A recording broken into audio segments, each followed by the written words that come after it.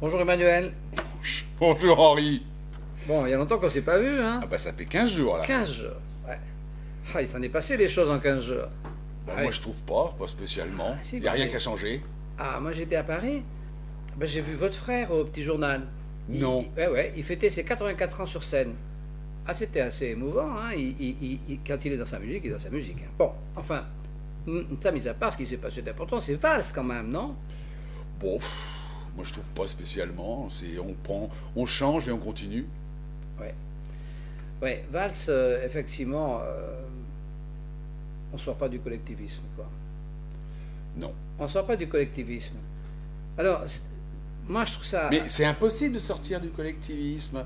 Pourquoi voulez-vous qu'on sorte du collectivisme à partir du moment où on nourrit tous ces gens? Et puis c'est surtout qu'on... Enfin, oui, ça c'est sûr, c'est qu'on ne les nourrit pas, ils se nourrissent sur notre dos. Oui, mais c'est ça. Mais le mot, il y a un problème effectivement de sémantique, parce que on appelle droite, on appelle gauche, enfin, on donne des noms à extrême droite, extrême gauche, machin, et tous ces noms, en fait, veulent tous dire la même chose, collectivisme. C'est-à-dire que, en fait, il y a deux systèmes de société. Il y a le collectivisme et l'individualisme. Alors, on est le pays des droits de l'homme. Oh, alors là, on le dit, c'est comme une tartine de confiture, ça. Ouais. Mais c'est incompatible avec le collectivisme. C'est-à-dire qu'on se revendique comme étant la patrie des droits de l'homme, et en réalité, les droits de l'homme, c'est quoi? C'est avoir des droits et en échange d'avoir des responsabilités. Quand on a des droits, quand on est un homme qui a des droits, on a automatiquement des responsabilités. Le collectivisme, c'est exactement l'inverse. C'est-à-dire, on vous prend vos droits et on vous dit, ben, donnez-moi vos droits et moi, je vais faire en sorte que vous soyez irresponsable. En fait, le collectivisme, moi, je trouve que c'est absolument insidieux et c'est absolument extraordinaire parce que c'est le ticket gagnant. Je ne sais pas si vous êtes tendance religieuse, mais je suppose que comme tous les hommes, bah, ça vous embête un peu l'idée de mourir, je suppose. Hein. Absolument. Et donc vous vous dites, est-ce qu'après il y a quelque chose? Remarquez, après je serai tranquille. Hein. Oui, ben on ne sait pas ça. Ah si, parce que je sais ce que faut pas trop s'avancer. Je sais ce que je supporte aujourd'hui, donc Ouais. ça peut pas être pire. Ah bon, on ne sait pas. Enfin bon, toujours est-il qu'on se pose la question, enfin je veux dire que les hommes depuis toujours se posent la question de qu'est-ce qui se passera après. Bon. Et à cette question, qui est une vraie question de fond, ben, il y a toujours eu des escrocs pour répondre, mais vous inquiétez pas, moi je connais la solution. Hein, alors les escrocs disent, ah, bon, il y en a, c'est le paradis, il y en a d'autres qui reviennent sur Terre, enfin, chacun a sa combine, mais en tout cas, toutes leurs escroqueries, ça fonctionne plein pot. C'est-à-dire qu'avec ça, ils ramassent tout ce qu'ils ont ramassé, ils font ce qu'ils veulent des gens. Donc ça veut dire que sur un questionnement humain profond, il y a toujours des escrocs qui viennent s'installer. Alors le collectivisme, c'est un peu ça. C'est-à-dire que l'homme, c'est un animal qui marche en meute. C'est vrai qu'il y a un certain nombre de problèmes, nous n'avons pu les régler que parce que nous fonctionnons en meute. Si nous étions comme l'ours, qui est un animal solitaire, tellement solitaire que l'hiver, il dort, hein, si on était comme l'ours, on n'aurait pas conquis le monde comme on l'a conquis. C'est dommage que le fisc ne fasse pas pareil, qu'il hiberne pas. Oui, et ça c'est sûr, il n'hiberne jamais. Non, alors donc, si vous voulez, l'homme donc a très souvent, depuis toujours, dans son organisation animale, a utilisé cet esprit de meute, ce qu'on appelle l'esprit grégaire. Et donc, quelque part au fond de nous, on sait que quand les choses deviennent difficiles, si on fait appel au groupe, on a des chances de les régler.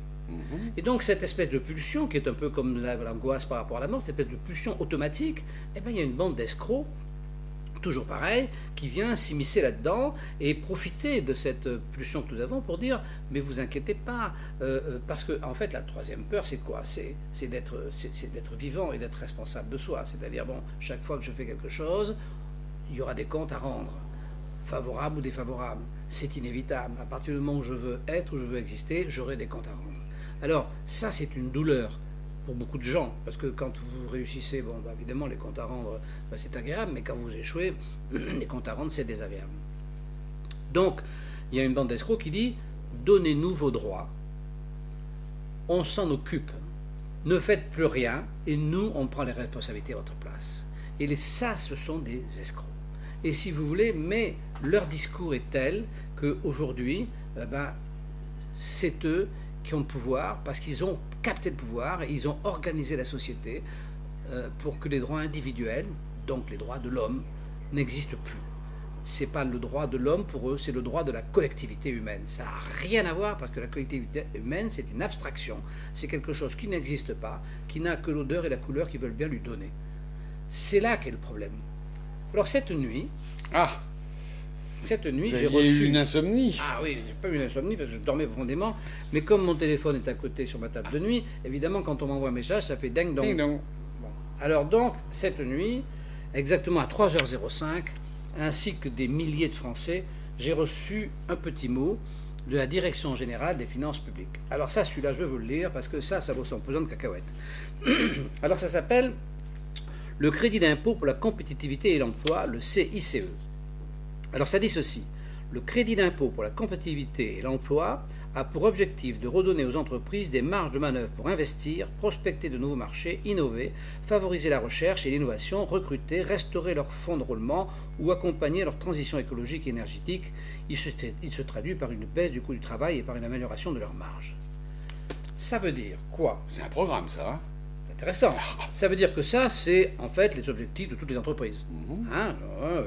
Oui, avoir des marges de manœuvre, investir, prospecter nos marchés, innover, favoriser la recherche, payer plus cher son CPA. Tout ça, c'est en fait l'objectif d'une entreprise. Or, qu'est-ce que ça dit, ça? Ça dit qu'une entreprise ne peut pas le faire. Qu'on est obligé de lui faire un crédit d'impôt si elle veut faire ça. C'est-à-dire que pour faire son... Ici, Bercy, à 3h05 du matin, reconnaît la France... ce sont des machines, hein, c'est des machines à 3h. Je ne vois pas Moscovici ou... Oui, c'est plus Moscovici, c'est le nouveau. Si, c'est ça. Un Montebourg, vous voyez, qui, en rentrant d'une fête, il appuie sur le bouton. Oui, il appuie sur le bouton. Non, mais ça, le message, il est clair. Le message, c'est de dire... Le message, il est clair, c'est que avec le taux d'imposition actuel, les entreprises n'ont pas de marge de manœuvre pour investir, pour prospecter de nouveaux marchés, pour innover, pour favoriser la recherche, l'innovation, pour recruter, pour restaurer leur fonds de roulement, donc qu'elles ont perdu, il faut le restaurer, elles n'ont pas les moyens aujourd'hui avec l'impôt de faire ça. Donc on est obligé de leur donner un cadeau fiscal, une bouffée d'oxygène. On leur rend de l'argent pour qu'elles puissent faire ça. Mais à partir de là, c'est absolument extraordinaire parce que ça veut dire quoi? Ça veut dire que ces moyens de faire marcher son entreprise, ils vont être réservés d'abord à ceux qui vont faire le dossier, donc pas à n'importe qui. Donc déjà, il faut savoir, avoir envie de faire un dossier, il faut déjà être un peu prétentieux pour dire moi je vais réussir, donnez-moi de l'argent, etc. Et puis, évidemment, c'est un appel au meurtre parce que les entrepreneurs qui sont comme ça, ils vont tous demander.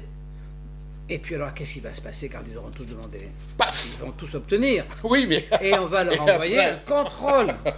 Bien sûr. Ça ne peut pas être autrement. Parce Bien sûr. Mais ça, c'est déjà fait, hein? Oui, voilà, ça ne peut pas être autrement. Oui. Donc ça veut dire qu'on va aller... Et là, il y a nos mecs qu'on connaît, nos euros, là, des lunettes et tout, là, bon, qui vont arriver et qui vont dire « Oh, mais là, vous n'avez pas... » Non, mais ça ne rentre pas dans le cadre. Ça ne rentre pas dans le cadre, là. Vous n'avez pas investi, vous n'avez pas prospecté de nos marchés, ou alors vous l'avez mal fait, vous n'avez pas innové.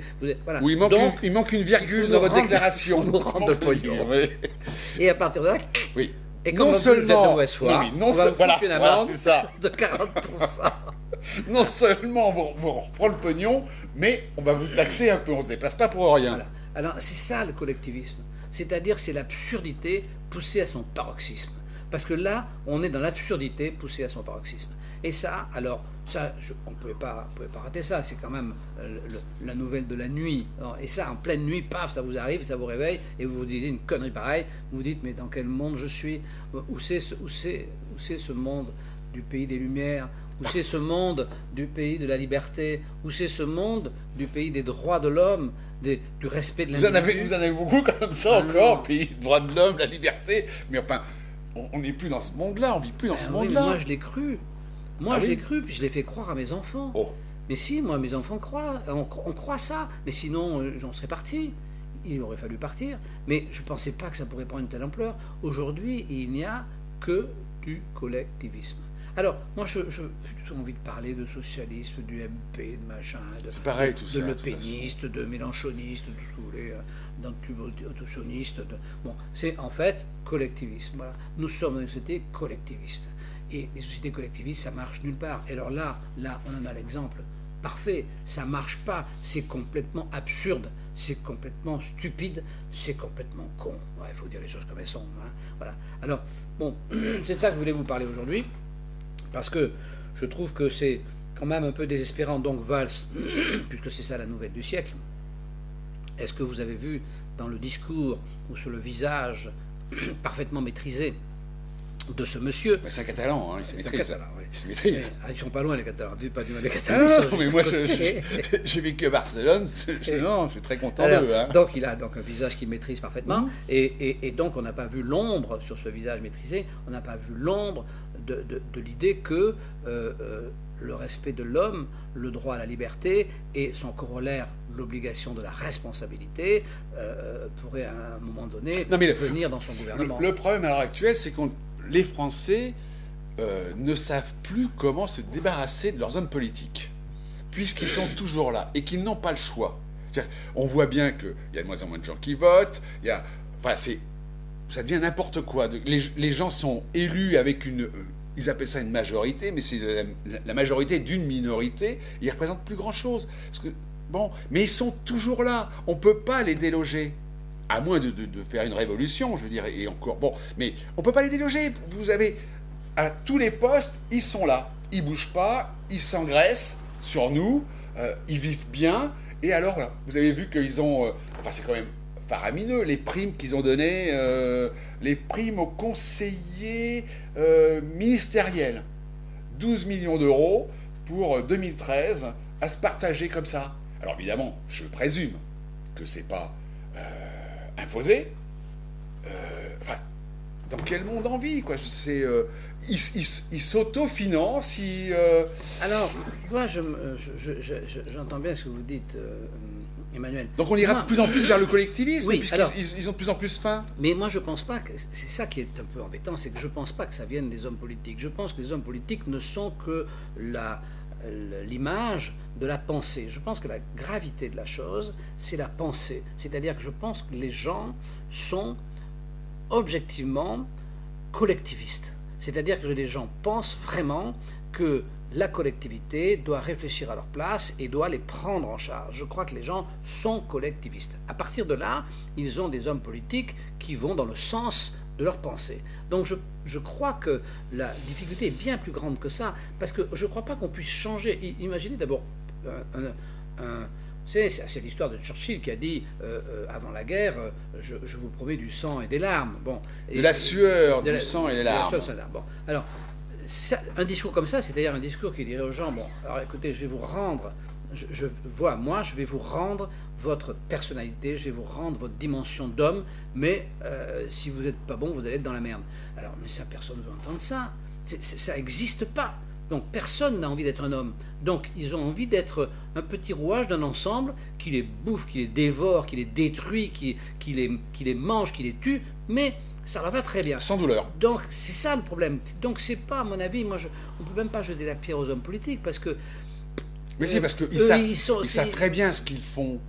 Ben oui, mais ce qu'ils font, c'est qu'ils essaient d'être élus. Et si vous voulez, ils font ce que les gens leur demandent. Donc, si vous voulez, parce que quand vous prenez le grand mouvement, soi-disant, qui doit libérer l'humanité, c'est Le Pen. Mais le discours de Le Pen, il est hyper collectiviste. Il est encore plus collectiviste que ceux des autres. Donc, si vous voulez, ces discours sont complètement collectiviste, et plus ça va, plus on s'enferme dans le collectivisme, alors qu'on sait très bien que partout dans le monde, chaque fois que ça s'était mis en place, le collectivisme va dans le mur, finit par la ruine, finit par l'assassinat, par le pillage, enfin on le sait ça. Donc, et c'est ça moi c'est ça qui me fait peur, c'est pas les hommes politiques, on s'en fout, mais non, ça je trouve ça effrayant. Voilà. Donc nous voilà effrayés, donc mais nous sommes toujours dans le collectivisme et on ne va pas s'en sortir demain. Ben non, voilà. Je pense que malheureusement, on va pas s'en sortir, il va falloir attendre que ça fasse faillite. Et ça va faire faillite certainement avec des soubresauts violents, avec de la violence, avec tout un tas de choses. Pour que quand ça va disparaître, ça va être une agonie extrêmement violente et ça c'est pénible. Bon.